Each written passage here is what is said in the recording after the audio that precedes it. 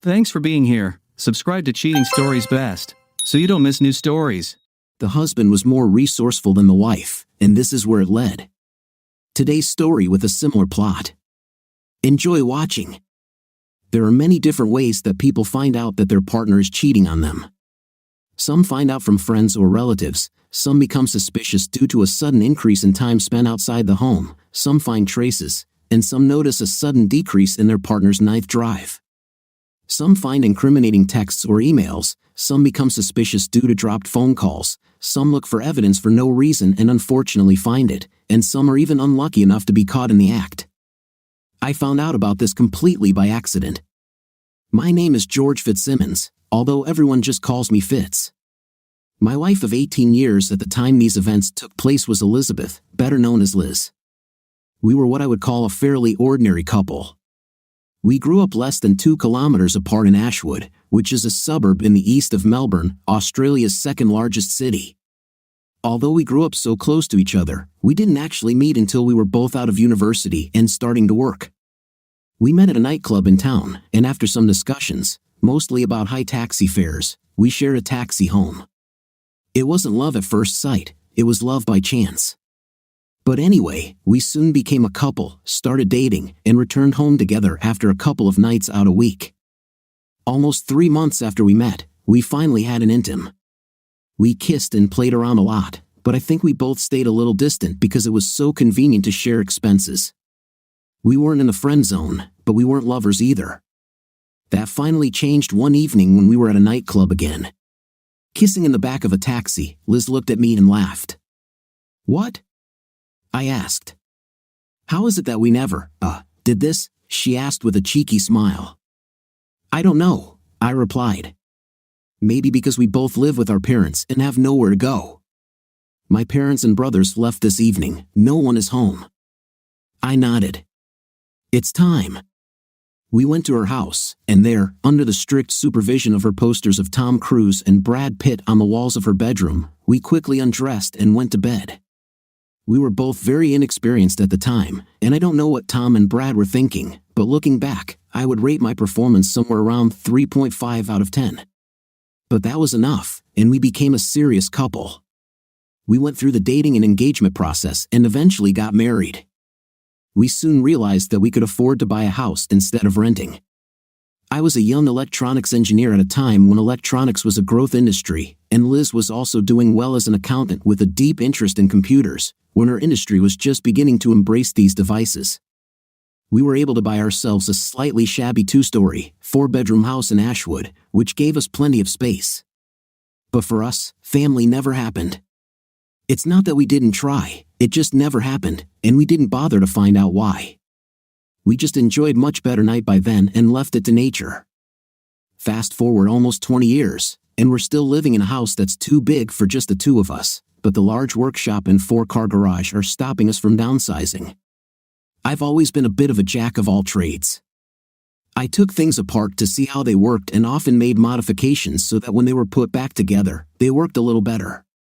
I also did a bit of inventing, and one of my early inventions was a new fuel filter for cars with a very easy-to-replace filter element. It's stupid, but I sold the idea for $10,000 as an oddity, and the company that bought it from me then made a couple of million off it. Since then, I have become more careful with my inventions.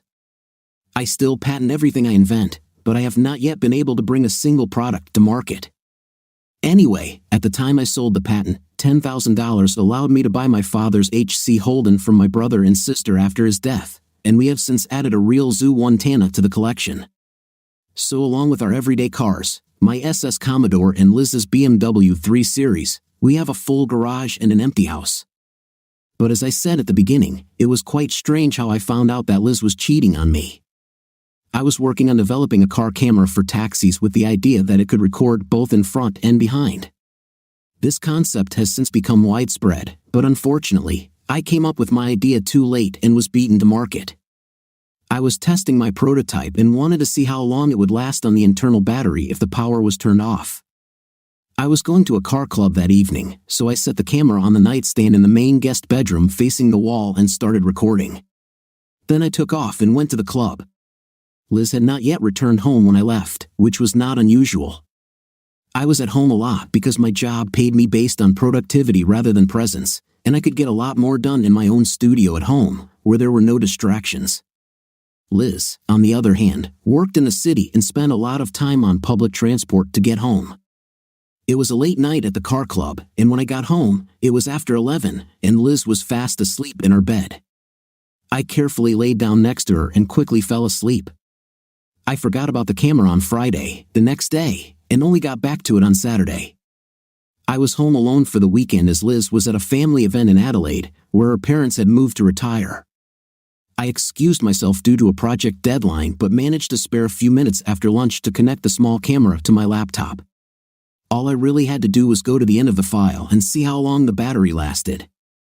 I saw that there was free space on the card, so it hadn't filled up before the power went out. But instead of going straight to the end, I scrolled the slider forward a little and checked two views, the wall in front and the bed from the camera hidden in the back. Then I scrolled forward again and saw the same things. I did this about half a dozen times when I saw something disturbing. The camera in the front was still showing the wall, but the camera in the back showed a man having an intimate with Liz on the spare bed. I was so stunned that I simply could not move. My mind was screaming, "Turn it off, you don't want to see this can't be true," but I couldn't move my hand. I was breathing quickly, out of breath, my heart pounding as I watched. I was furious. I really dread to think what I would have done to Liz if she had been home when I saw this. We had a punch bag in our mostly abandoned home gym, and I went downstairs and beat it until I fell over. I beat the bag imagining it was him. I beat the bag imagining it was her, and for some incomprehensible reason, I even beat the bag imagining it was me. Don't ask me to explain. At that moment, I was completely out of my mind. I have no idea how long it took, but I collapsed, exhausted, on the gym floor, my usually light and carefree mind turning to dark plans of revenge. I wanted to hurt him, but most of all, I really wanted to hurt her because she was the one who promised to be faithful to me. I've planned simple revenges, complex revenges, and even impossible revenges that would require me to suddenly become a cross between Bruce Lee and Sylvester Stallone, but I wasn't them, I was me. It was dark when I finally got up, and some mad impulse pushed me back to the computer, which had long since gone into sleep mode. I watched the unfortunate video over and over again, looking for reasons but never finding any. They entered the room without anything and barely spoke. After some time, late in the evening, a small name emerged from the depths of my consciousness, Jenny. I pushed it away, but it came through again and again until I recognized it. About 10 years ago, I helped a neighbor who had broken down on the side of the road. Jenny's car had a flat tire, and not only did she not know how to change it, but she didn't even have a jack. I replaced her spare tire, and she asked me to come the next afternoon to teach her how to change a tire. She lived down the street, so I walked over to her, and we went to the store to get a jack for her car, then went back to her house and practiced changing tires until she got it right. We then went inside to wash up, and while I thoroughly washed my hands in her bathroom, she stood behind me and took off her dirty t-shirt. There was nothing underneath. I saw this thanks to the mirror behind the sink. Jenny was small in almost every way except her breasts. She was huge. I protested weakly as she pressed her more than ample breasts against my back and called me her hero. She kissed me, and in an embarrassingly short time, I kissed her back. I wanted to stay true to Liz. I really did. But Jenny just pushed me into her bedroom. "Same time tomorrow," she whispered in my ear, and I nodded stupidly. I was incredibly remorseful that night and felt not just guilty but transparent. I decided that Liz would find out immediately and that she would leave me, her obviously unfaithful husband. But Liz didn't notice, and the next day at the same time, I found myself knocking on Jenny's door. Jenny and I had an affair that lasted 5 weeks, and then we said we couldn't do this anymore. I nodded sadly and left. The next day, I rang her doorbell, but she didn't answer. I avoided Jenny's house for a while, and the next time I looked, there was a sold sign on it. I never told Liz about the affair and eventually forgot about it, burying it deep in the dark corners of my mind. I never looked for another girl like that again. I was too scared of the possibility of getting caught. So now I stared at images of my cheating wife on my laptop while my long-hidden memories of Jenny tormented me.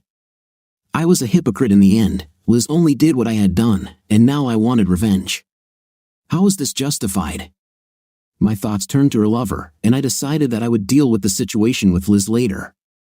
I should have taken revenge on him instead. After all, he had a night with someone else's wife, right? But even that didn't work. I never asked Jenny if she was married, but I guessed she had a man somewhere because we always met during the day. Is ignorance an excuse? Did Liz's lover know she was married? My head was spinning with all these different thoughts. I felt anger, betrayal, remorse, and confusion. Eventually, my thoughts focused on one small anomaly. I could hardly understand why Liz did this. After all, the young man was young, fit, and exciting, while I was old, a little fat, and the same old boring guy. But what did he see in her? Liz also began to give in. She was on her way to becoming overweight, and her youthful complexion was long gone. Why did he want to be with her? We weren't rich, just upper middle class, and she wasn't as beautiful as she used to be. Could this be a work thing, moving up by having an intimate with your boss? I just couldn't understand it. I slept restlessly that night, trying to understand not only my feelings about what happened but also why it happened. Sunday found me unrested and indecisive. I had been struggling all day as Liz's return time approached. What should I say? What should I do? When she returned, I still hadn't made up my mind, so I took the cowardly approach and pretended nothing had happened. I couldn't angrily blame her for something I had already done, could I? Then I built my wall. It was as if I had put a barrier between Liz and me, and it gave me some protection from what I was seeing. Some people might think that I was weak for not facing her. When I look back, even I think that I was weak, but when this happens, it is impossible to think or act as usual. It's like you're in some kind of semi-real parallel world where you're made of stone and walk through jelly. It's hard to do anything normal, and the hardest thing to do is make big decisions. I felt like I was watching a movie, and I sat and waited to see what the main character, me, would do. I desperately hoped that this was an isolated incident and that I could just forget about it like I had forgotten about Jenny. But for this to happen, I really needed to know that it wouldn't happen again. Over the next week, my fears and thoughts plagued me as I tried to act normal. I had emotional storms. Was I going to lose my wife? Had I already lost my wife? Was she in love with someone else? I had practical storms. I was trying to figure out if I wanted a house if we got divorced. Would I be able to afford a larger mortgage? Would I be able to keep my cars? I had self-esteem storms. Was I less courageous by doing nothing? Was I heading towards becoming a cuckold? Liz was silent. She never asked me if anything was wrong, although I was sullen, and neither of us initiated night for a whole week, which was unusual. Both of us seemed to be avoiding the topic, and I was walking on a knife's edge, trying to act normal while oscillating between wanting to physically hurt Liz and wanting to curl up in her arms and just cry. Somehow, I made it through Thursday without running into her and reinstalled the camera in the main spare bedroom. Then I left before she got home. This time, I took the Commodore because it was much less conspicuous than the Classic, but I parked it on a dark side street where I could see my house and sat in the dark waiting. A little after 7, a car drove past my house and stopped 2 houses above. I saw Liz get out of the front passenger side of the car and walk towards our house to unlock it. As usual, I left the outside and front room lights on and could see her moving around the house as the lights turned on. I felt sick when she turned on the light in the main spare bedroom. It didn't look like last week was an isolated incident like I had hoped. After some time, the driver of the car got out and headed straight towards our house. Liz opened the door before he reached it and let him in. It was very hard for me not to run into them. This guy was probably going to have an intimate with my wife. I assumed it was the same guy, but I couldn't say for sure. Instead, I got out of my car and walked past my house to the car they arrived in. It was a 4 or 5-year-old silver Lexus, not too flashy, but the badge still suggested money. I wrote down the registration number and returned to my car. I was shaking with rage, but I hid it behind my wall and tried to pretend that I couldn't see through it.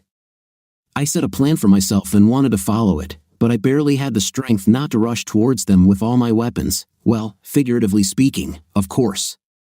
I didn't actually have a weapon, and considering how I was feeling at the time, that was a good thing. Somehow, I held myself together, and a little over an hour after he entered my house, he slipped out my door and returned to his car. I followed him. My plan was simple. This was my enemy, and I needed to find out more about him. You know, knowledge is power and all that. Feeling stupid, like some kind of amateur spy, I followed the Lexus for about 15 minutes to Doncaster East. It then turned into a driveway, and the garage door opened as he pulled up. He drove straight in and parked next to a small black Volkswagen convertible, and then the door closed behind him. I wouldn't be able to run into him there, but that wasn't the plan. I wrote down the address and left. What did I learn? My wife regularly dated a man or men while I was away from home. The man I saw in the film was much younger than us and in excellent physical shape. I couldn't handle him in a fair fight, but I wasn't going to fight fair. The man she was with tonight drove a modest version of a high-end car and lived in a modest house in an upscale neighborhood. To me, this meant a good job and a lot of ambition. A second car in the garage indicated that the man had a partner. This wasn't someone who moved back to his parents' home. His Lexus was number one in the family. But what could I do with this new information? I brooded until 11 o'clock at night and then returned home and lay quietly in bed next to my sleeping unfaithful wife. She was fast asleep and didn't move at all. When Liz left for work the next morning, I took the camera and again had to suffer through watching a very bad tape of my wife having a night with the same man she had been with the previous week. This time they talked a lot more. Liz called the man David, and he called her my love. David was an expletive, there is no other word to describe it. Half the time they had a night, he told Liz that he loved her and wanted her to leave her unsuccessful husband for him. At first, she tried to calm him down, suggesting that it was just flirting and that she loved me, but he insisted. He said that she deserved jewelry, flowers, and chocolate, and that he wanted to give them to her, but she had to take a break to be with him before he could do that. Without giving away their secret, he was also much more affectionate than last time. From what he said and did, he seemed to have some kind of purpose, and I could see Liz weakening. I had no idea what David was up to, but even I, in my confused psychological state, knew clearly that I had to do something about it immediately. He clearly wanted to take Liz away from me, and although I wasn't sure if I wanted her anymore, I didn't want him to succeed. I was also very scared. If I confronted her and threatened divorce, she now had a very real and seemingly attractive alternative. It was clear to me that the only thing that kept me from doing anything when I first found out about her cheating was having time to think about the situation and consider it carefully. This extra time helped me realize that I was using a double standard and also gave me the opportunity to find out a little more about my opponent. Either way, I decided I should give Liz the same opportunity. I should have stopped her affair immediately, but I also should have given her enough time to think before she confronted me. So, I left for the weekend without telling her. I wanted to call her at work and tell her, but I was afraid she would then see this as an opportunity to bring her lover for the weekend before she received my message. I hid the camera and files very well. She had the weekend to find them, and I didn't want her to do that. I then made a short video using my webcam, looking straight into the camera and trying to remain calm. I said, "Liz, there's no easy way to say this, so I'm just laying it out there. I know about your affair with David, and I have video evidence of it, so there's no point in trying to deny it. Before I start putting all this on you, I have to admit that I, too, had an affair many years ago with Jenny, a neighbor whom I helped with a flat tire. I don't know if you suspected it or knew it, but I cannot rise above the current situation because of my own history of infidelity. I'm giving you until Sunday afternoon to decide how you want to handle this. I want to talk about where we are and whether we want to stay together, but I can't do that if your affair is ongoing. It kills me knowing you're with another man. Please think about your current situation and what you want for the future. I will return home early on Sunday afternoon, and when I return, we will both need to say what we want and then decide what to do. I should have given you enough time to think about it all. That was the only thing that stopped me from acting irrationally when I found out about it. See you on Sunday." I left my mobile phone on the bedside table and got into the car, driving east to my destination, anywhere but here. I had a terrible weekend. I stayed in a cheap motel in Morwell on Friday night, a slightly better motel in Verloc on Saturday night, and finally headed home on Sunday morning. But was this still my home? The first sign I saw when I got home was that Liz's car was still in the garage. It was good, at least she didn't just decide to run away without saying goodbye. I walked inside, and she was standing in the hallway looking at me. I wanted to smile but couldn't, and she seemed to have the same problem. We looked at each other in silence for far too long, and then Liz simply nodded and turned around.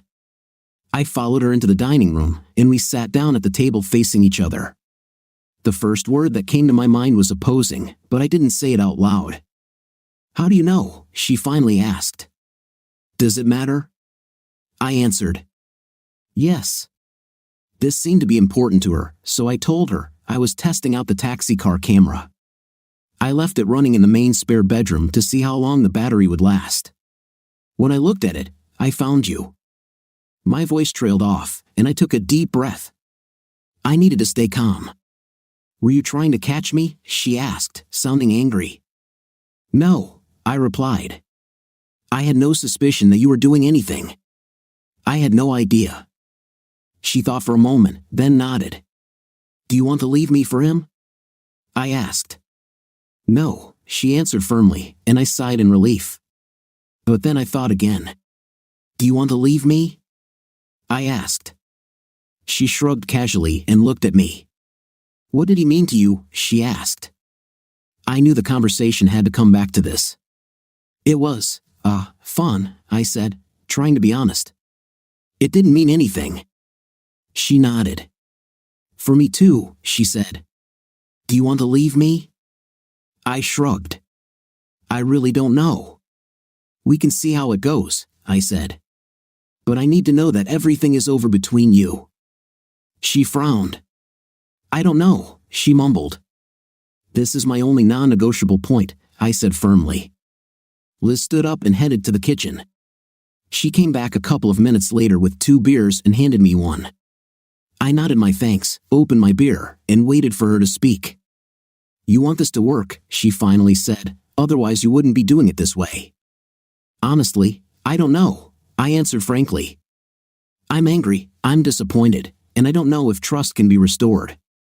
"I think so too," she said, and I nodded. I gave her the ammunition.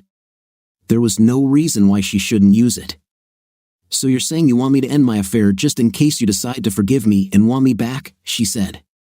She didn't raise her voice, but she didn't need to. "No," I replied.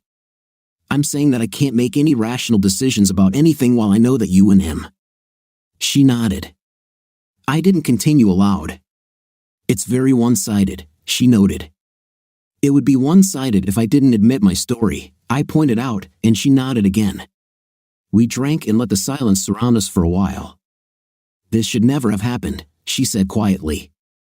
"I met him at this bar where we go for drinks after work. He started talking to me when the last 2 of my colleagues left while I still had half a glass of wine. He was cheerful, attentive. It was exciting." I nodded and let her think for a moment. "He bought me a couple of glasses of wine, and I probably got a little drunk. He was very gentlemanly at first, but soon he started touching my arm when he talked to me, which felt nice. He made me feel beautiful." I nodded.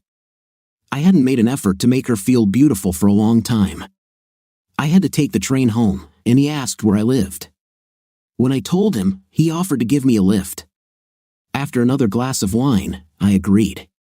When we arrived, he insisted on coming in and making sure I was okay, and as soon as the door closed behind us, he kissed me. I tried to push him away, but he said he wanted to do this all evening, she whispered, now looking at the table. "Everything sped up after that," she continued. "I know the rest," I said. I tried to sound calm, but my fists were clenched. "He made every effort to seduce you." "It happened twice," Liz said, looking at me. "And the second time, he suddenly became too possessive and wanted me to leave you." I nodded. "Is this what you want?" I asked. "I don't know," she whispered. "I thought you stopped loving me, but now you were so fair. I guess I don't know what to think."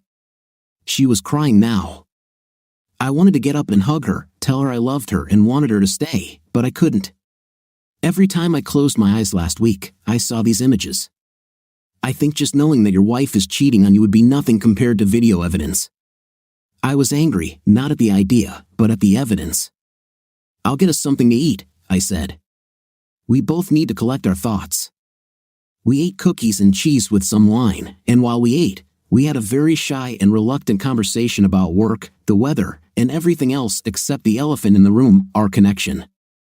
"I'll break it off with him," Liz finally said. "Even if you and I aren't right for each other anymore, somehow it doesn't feel right." I quietly breathed a sigh of relief. "Thank you," I said. I looked at her. "Can you not tell him that your husband knows about this?" I asked. "Why?" "Something doesn't feel right here," I said. "It's like you've been targeted." She nodded. "I feel that way too." "Okay, I'll just say that my conscience won't let me do it again." "Thank you." "So where do we go from here?" she asked. That was a good question. We continued to sleep in the same bed but never started having a night. We tried to act like nothing happened, but we both knew it didn't. I knew my wall was still standing, and it seemed to me that Liz had built hers too. Liz did what she promised and called David to tell him it was over. He begged her to change her mind and said that he was deeply in love with her. This alarmed both of us. Something strange was happening here. Liz hadn't been out for after-work drinks that week, and on Friday one of her colleagues told her that some hunky young guy had been asking about her. I stayed home that night, but if David drove by, he never came up to the house.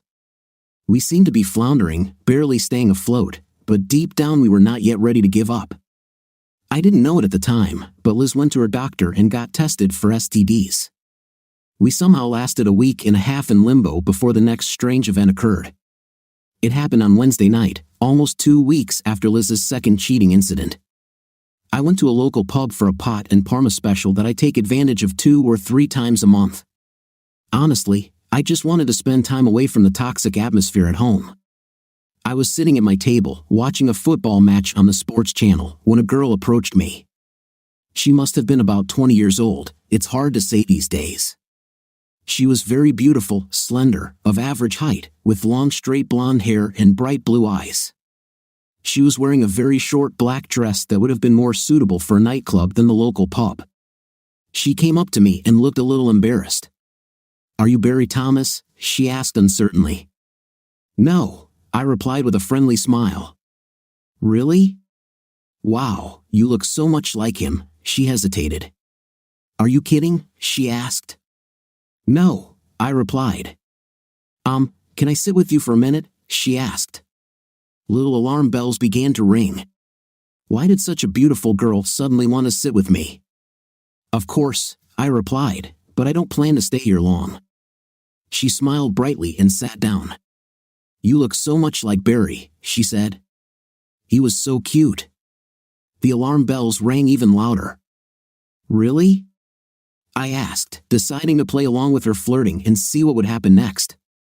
I stared at her rather generously exposed breasts, and when I looked at her again, she was smiling. It was too obvious. "Oh yes," she said in a husky voice, "I just adore real men, experienced ones." "Yeah," I said. "Maybe you should get something to drink." I bought her a drink, and for the next half hour, I played along with her advances. She held my hand for 5 minutes and looked into my eyes as she spoke. It was easy for me to appear interested, but I knew there had to be a catch. As we finished our drinks, she looked at me, batting her eyelashes. "Do you want to go somewhere?" she asked. I couldn't think of anything better to do, but I just can't tonight. "I have to go," I replied. "Oh really?" she asked with sad puppy dog eyes. "Yeah, but what?" she asked impatiently. "Maybe I can come back in about 40 minutes, I suggested. "Oh great," she said. "Give me your number, and I'll let you know if anything goes wrong." I gave her my number, and she promised to wait for me when I returned. Now, some people might believe this, and one of them might even be me, if my own wife hadn't gone through this whole process just a couple of weeks ago. Something really strange was going on, and I needed to find out more. I pulled out of the parking lot and headed toward the house, but stopped as soon as I was out of sight. I waited there for 20 minutes and then returned to the pub car park, but parked in the shade away from most other cars. After I had left for half an hour, I called Clarissa and sadly told her that I couldn't make it tonight, but I could meet her at the pub next Wednesday if she wanted. She reluctantly agreed. I only had to wait 5 minutes before she left the pub and headed to her car, which was small and black. She pulled out, and as soon as she left the parking lot, I followed her, keeping a fair distance. Fitty why, the amateur spy is back in action, I thought. I followed her all the way to Doncaster East and passed her when she parked in the garage next to David's Lexus. It seemed that all these alarm bells were completely justified. Emboldened by my apparently successful spy skills, I parked a few houses up and, after 5 minutes, walked up to David and Liz's house to inspect their mailbox. I was hoping to find a letter inside that might tell me their real names. It was a good theory, but they had a little lock on the mailbox, so it didn't work. I returned home and sat down with Liz. "There was a girl trying to hit on me at the pub tonight," I said, and she looked surprised. "Is it true?" "Yes." "Was she beautiful?" Liz asked nervously. "Very," I replied, "and very young." "This is weird," she said. You?" "I followed her home to find out where she lived," I said. Liz frowned. "Why?" "I'm trying to figure out what's going on," I explained. "She's living with David?" This caught her attention. "How did you know where David lives?" she asked. "I followed him a second time." Liz shook her head. "For what?" "What are they up to?" I asked. "I don't know," I said, "but I'm going to find out."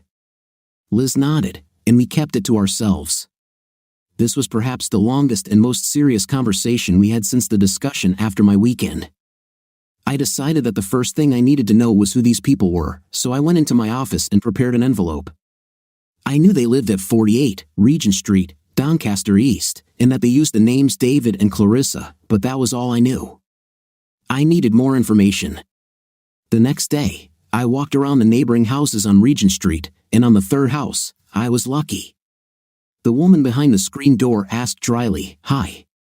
I said cheerfully, "My name is Craig Harrison, and I live on Fries Street." Fries Street was a few streets away.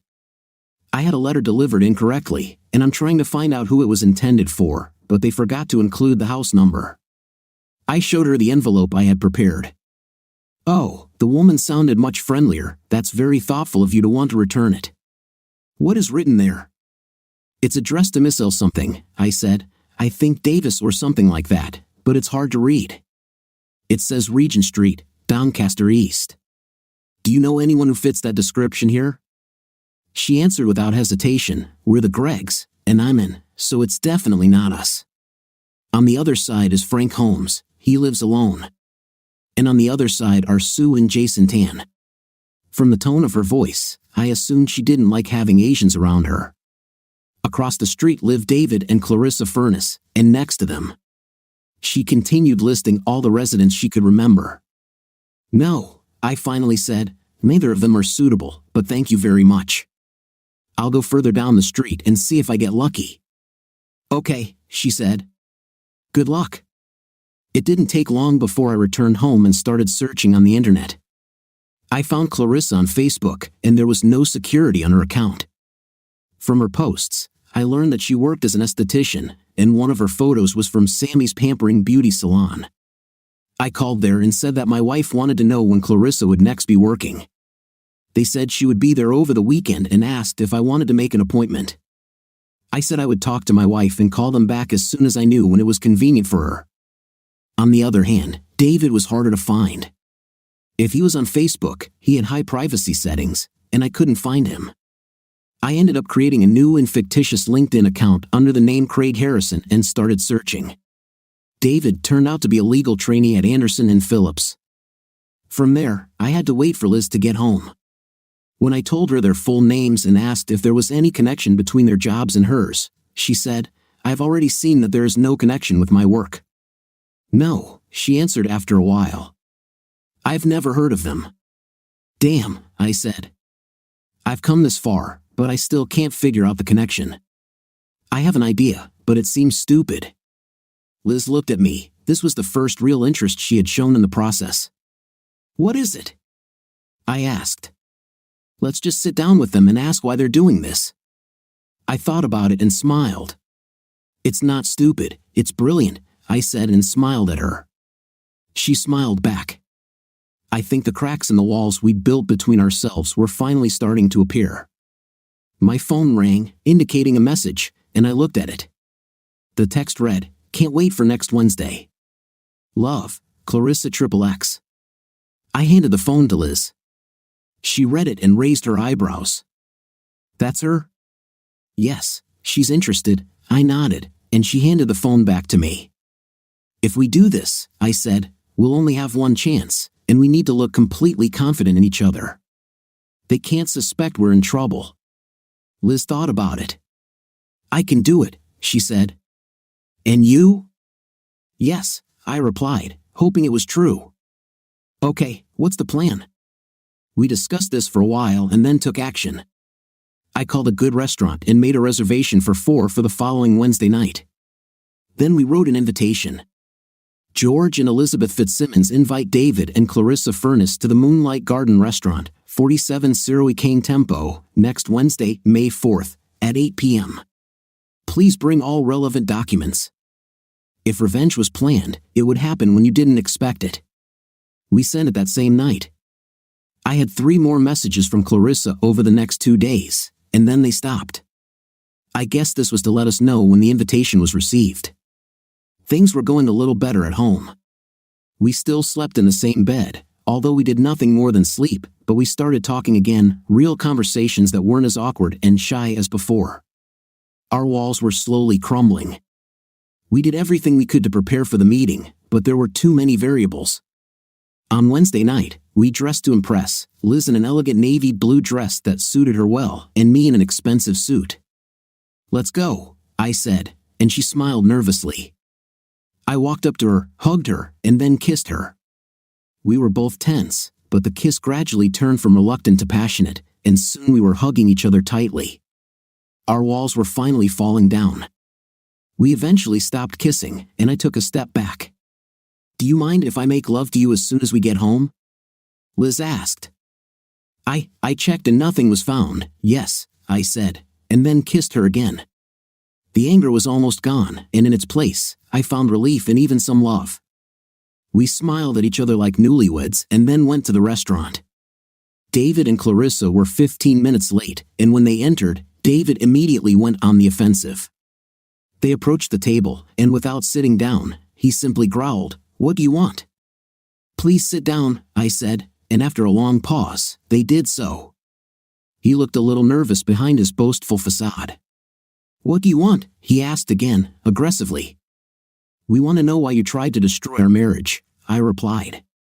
"What if we don't want to tell you?" he asked defiantly. "Then you'll have to come to an agreement that makes you want to," I said. They looked at each other, and I saw a spark of hope in their gaze. "How did you know where we live?" he asked. "Were you following her?" He used she in a derogatory sense. "Yes," I said, and he looked at Clarissa with contempt. "But I already knew because I had followed you from my house earlier." Clarissa giggled. It was good to see them quarrel among themselves. "What we have will cost $15,000, he said. I raised an eyebrow. "Is it true?" I asked. "This must be really valuable." "What is it?" "Money first," he said, and there was desperation in his voice. "Tell me what it is. You can leave out the details, but I need to know what this deal is, or isn't." They looked at each other again. Clarissa nodded slightly. "I have a paper trail that identifies who hired us, and the names will tell you why." Of course, it was at this point that the waiter came over and asked if we wanted to order drinks. I said that we were still deciding and asked him to come back in 5 minutes. Having fixed that, I decided it was time to play hardball. "You both tried to destroy our marriage," I said in a threatening tone. "You had a night with my wife." "It's only intim," Clarissa began, but Liz and I stared at her, and she fell silent. "I see no reason to pay you anything after this." David stood up, and Clarissa followed him. "Then there's no reason to give you information," he said. "Give me one reason," I said. "How do you think it would affect Anderson and Phillips if a video of one of their legal trainees with a married woman suddenly appeared on the internet?" "You don't have a tape," he said confidently. "A copy arrived at your work with an angry letter from a resentful husband threatening legal action," I said. "Like I said, you don't have one." He turned to Clarissa. "Let's go." I took out my phone and pressed play on the video, watching as David's face instantly went pale. As you can see, I made sure Liz was unrecognizable, but you are, I said. And there's sound here too, but I probably shouldn't turn it on here. David looked at Liz angrily. How dare you? I didn't know, idiot, she said. How do you think we got caught? Shut up, David, I interrupted. I'm tired of your games. Give us all the information now, and I promise this, I pointed to my phone, will not go any further. Hold anything back, and it will come out. But we were supposed to get $10,000, complained Clarissa. We'll lose the house without that money.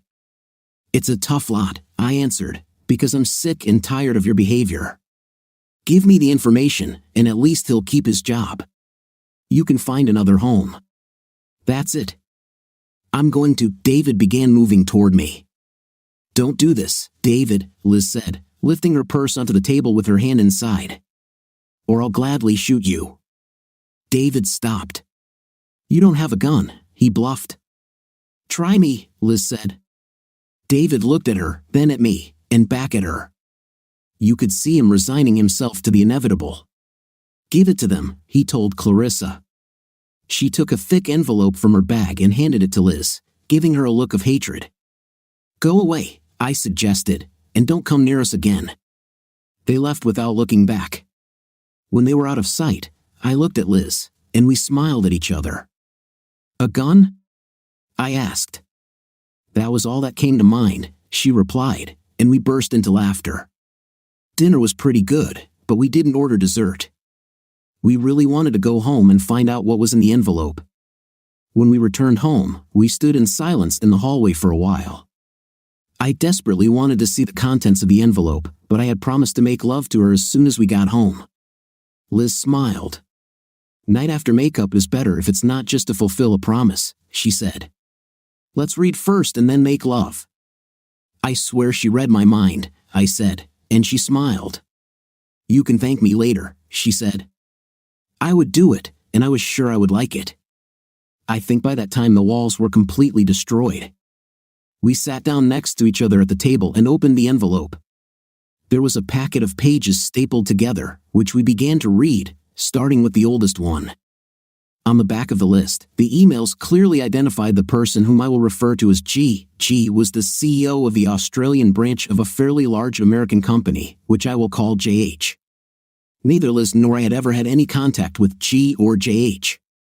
G corresponded with Clarissa. The letters told a good story, but some of the details were probably discussed over the phone. They read as follows. Hi C, thanks for the haircut. I may have a suggestion that will help you get out of your current situation, but it's a little crazy. Call me at the number G. Hi C, please come back tomorrow at 11 a.m. to discuss this further. Bring D if you can. G. Hi G. Dave won't be able to come tomorrow. C. Hi C. Don't worry. See you tomorrow at 11. G. Hi C. If you really think he can do it, I think we can make an offer. G. Hi G. He can. Would you like to check? Yes, we can do it tomorrow evening if you want. Hi C. You were right, he is amazing. How could you share something like this? If you can do this, you will be well thanked. G. Hi G. We can do it. Hello C. The contract has been sent. Please start as soon as possible, time is critical. G. Hey G. He took her last night. He said it was easy. Hi C. Great news. Please be careful what you write. G. Hi G. Second time, push for results. Hi C. Please, as soon as possible. We want to enter the market here soon. G. Hey G. She wants to interrupt. Dave will try to come back, and I'll follow him. Hi C. You can do it, honey. G. Hi G. Made contact. He's hooked. Set for next week. This was the end of the letters. Liz and I sat for a while and discussed what we had learned. We now knew a person and a company that wanted us to break up, and from what was said, I guessed that one of my patents was behind it. I had some serious research to do on JH. "There's another sheet," Liz said, pulling it out of the envelope. He was very brief but also very accusatory. This was the contract that was mentioned, and G, the stupid fool, made it on letterhead. It was marked strictly confidential, but we read it anyway. The contract read, JH will pay Clarissa and David Furness the sum of $5,000 if their actions result in a situation that allows the international patent number to be brought to market within 3 months of the date of this contract. We will pay an additional $5,000 if GH can purchase the patent for $10,000 or less. The document was signed, certified, and dated. As far as I was concerned, we now had the proof, and all that remained was to decide how we would use it. We put the documents in our safe and went up to our bedroom. I deliberately took my time, although we were both impatient. Our walls may have been completely destroyed, but there was still some poorly healed area where they once stood. In the morning, Liz looked at me. "You could have taken her, she was great," she remarked. "I chose you," I replied and kissed her passionately. After Liz left for work, I decided to do some research. JH was a fairly large company based in the Bible Belt region of America. According to their website, they valued integrity and family values. They also promoted an invention I patented 5 years ago on the internet and apparently had great success with it. As soon as I saw this, I remembered that several years ago I received an anonymous offer to buy a patent through an attorney, but they refused my asking price. Looks like they went into production anyway, and even without the information in the envelope, I had smoking guns against them. But I didn't want to leave it like that. It was personal, and JH made it as personal as possible. That evening, again without visiting the car club, Liz and I discussed the situation at length and eventually came up with a very simple plan. I wrote a letter to JH's CEO and marked it private and confidential. It was short and simple. "Dear Sir, I was surprised to find that your company is actively selling a product that I developed and patented on a global scale. I was outraged to learn that your Australian office began hiring people to seduce my wife and me in order to obtain my patents in a fire sale situation. I have proof of this, including an original copy of the contract on your letterhead, which is kept in a very secure place. I am willing to sell the patents for this product to JH for the sum of $110,000. This amount is non-negotiable and is a fixed offer. If I do not receive confirmation of acceptance of this offer within 60 days from the date of this letter, with a full settlement date no later than 60 days from the date of acceptance, I will consider the offer rejected and will begin legal proceedings against JH. There will be a lot of publicity involved. This offer expires exactly 60 days from the date of this letter, and any counteroffer of less than $12,000 after that date will not be considered. I hope for a speedy response. However, I must caution that I will not be participating in discussions involving G, your Australian manager, due to her key role in this situation." I signed the letter and sent it by express mail. 2 weeks later, I received a call from JH's CEO, who said he was shocked and tried to talk me into lowering the price. I categorically refused, stating that my offer remained valid and the price was not negotiable. I then began negotiations with JH's legal team in Australia. 4 weeks later, I had a contract for $10 million. JH received my patents and all the documentation we took from David and Clarissa.